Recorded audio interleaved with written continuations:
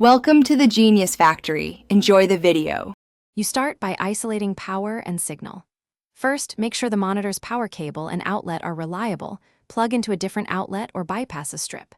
Next, swap the video cable, HDMI, DisplayPort, or DVI to eliminate a flaky connector.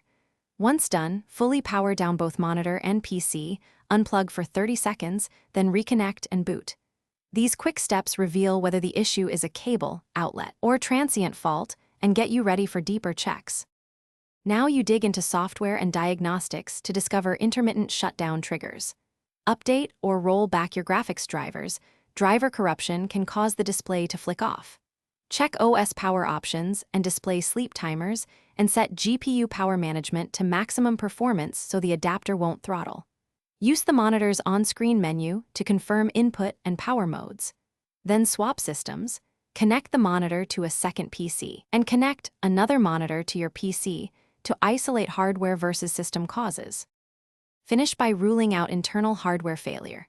Open or have a technician inspect the power board for bulging capacitors or burnt components.